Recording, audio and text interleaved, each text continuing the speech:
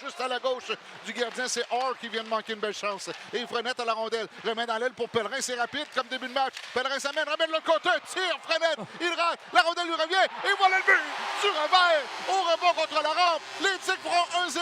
À peine 30 secondes de jouer. Et ça s'est joué à haute vitesse ce début de match. Ça a débuté par une attaque là, de Elliott Desnoyers, le capitaine des Mooseheads. On a failli marquer chez ces derniers. Réplique des Tigres en contre-attaque.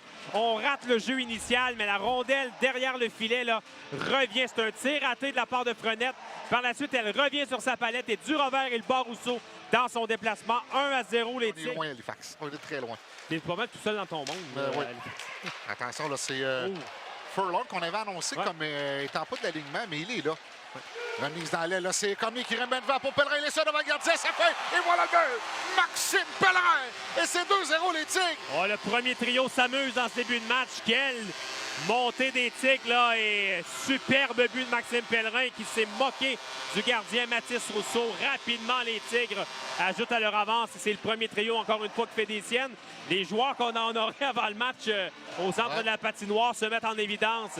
Et Maxime Pellerin continue son bon travail.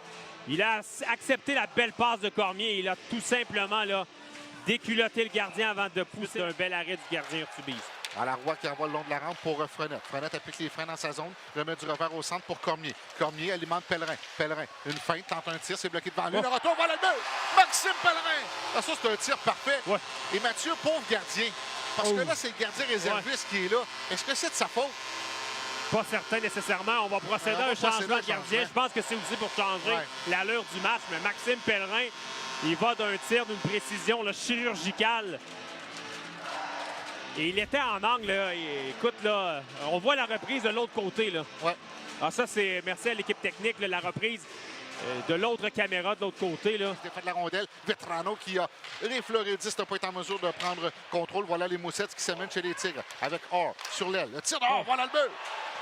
Robert Orr. Et c'est 3-1. Un bon tir vif de celui qu'on surnomme Bobby Orr. Et les Mooseheads se remettent dans le match. Attention, déjà les fameuses avances de 3 buts. On est en début de match. On est tôt quand même, mais je l'ai dit lors du premier arrêt de jeu. C'est un match où les gardiens, selon moi, vont voir beaucoup d'actions. C'est déjà le cas. Très ouvert comme jeu. Les Mooseheads qui s'inscrivent au pointage par l'entremise de Robert Orr. Je peux parler peut-être rapidement des statistiques du gardien des Mooseheads, le gardien numéro 1, Brady James. Dégagement tenté, c'est arrêté par P.O. Roy qui remet à Prichepov. Prichepov échappe la rondelle, mais ça glisse dans l'enclave. Quel arrêt devant Vetrano. Vetrano reprend son tir. On a allumé la lumière, il n'y a pas de but. Prichepov, son lancé, arrêt du gardien, il cherche le retour. Et là, on a sifflé rapidement. C'était de toute beauté de voir ça, là. Roy derrière son filet, laisse à contre-courant pour Sévignac. Prendre la rondelle vers Blouin. Blouin laisse en retrait. C'est repris par les Mooseheads en territoire des Tigres. Rondelle qui glisse vers l'enclave. On rejoint Biescalade, tire à leur retour. Et voilà le but. Deux superbes arrêts de Urtubise. Et par la suite, le retour. La rondelle s'est retrouvée derrière lui. Le retour qui est poussé dans le filet. Et c'est 3-2 avec 1,50 à faire à la première période. Les Mooseheads se rapprochent à un but des Tigres. Je crois que c'est Zachary Lheureux qui a réussi à pousser cette rondelle derrière le gardien Urtubise. Ou Vidicek, peut-être. Peut-être Vidicek.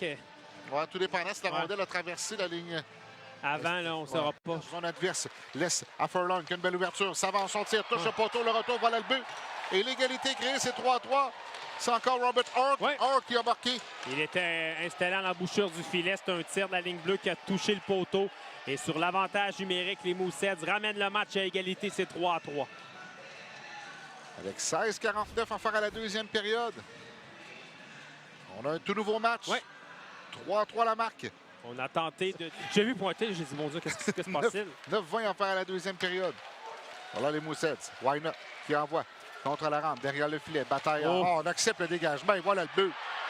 Ça, là, c'est tout simplement un mauvais appel de l'officiel. C'est un dégagement qu'on n'a pas refusé. Un dégagement qu'on n'a pas refusé. Puis là, ce qui est plate, Mathieu, c'est qu'on a un paquet de situations. On a 70 000 situations pour aller voir la reprise vidéo pour tolérer. Ou pour accepter ou refuser le but. Mais là, ça, on ne peut pas aller le voir. C'est une rondelle qui va effleurer de rideau dans le coin. La reprise, on va voir la reprise. Est-ce que le joueur des Mooseheads avait battu Sévigny? Jamais, jamais, jamais. Jamais, jamais, jamais. Droite de James. Mise en jeu remportée par les Tigres. Pellerin remet à la pointe pour Sévigny. Sévigny remet dans l'enclave. Cormier passe à sortir, arrêt du gardien, le retour. Et voilà le but! Corner! Frenette! Et l'égalité est créée. Et on multiplie les points sur le premier trio des Tigres. Absolument. Corner Frenette en marque un deuxième ce soir. Il s'y est pris 2 fois là au retour pour battre le gardien Brady James. Et on est de retour à la case départ dans ce match. C'est 4-4. Cormier a été patient sur son tir. Et James qui laisse un retour. Halifax, pardon.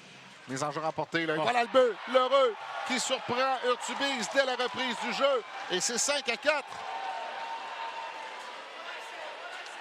Un match à caractère offensif, match un peu fou et rapidement les Moussets reprennent les devants. 5-0-7 à faire à la deuxième. Mise en jeu remportée, là, ça c'est un problème ce soir, Pascal. On est à 27-14, les mises en jeu, même 28. Là, parce 30 qu'on... secondes à faire à l'avantage numérique des Tigres. C'est ressorti. Fredette devant Cormier. Oh! Tire à bout portant. Bel arrêt du gardien. Il vient de se faire voler un but. J'ai vu pointer, j'ai dit, mon Dieu, qu'est-ce qui se passe-t-il? 9-20 à faire à la deuxième période. Voilà les Moussets. Why not? Qui envoie contre la rampe, derrière le filet. Bataille. On accepte le dégagement. Et voilà le but. Ouais, ça, là, c'est tout simplement un mauvais appel de l'officiel. C'est un dégagement qu'on n'a pas refusé. Un dégagement qu'on n'a pas refusé. Puis là, ce qui est plate, Mathieu, c'est qu'on a un paquet de situations. On a 70 000 situations pour aller voir la reprise vidéo pour tolérer. Ou pour accepter ou refuser le but. Mais là, ça, on ne peut pas aller le voir. C'est une rondelle qui va effleurer de rideau dans le coin. La reprise, on va voir la reprise. Est-ce que le joueur des Moussets avait battu Sévigny? Jamais, jamais, jamais. Jamais, jamais, jamais. Personne n'a réagi.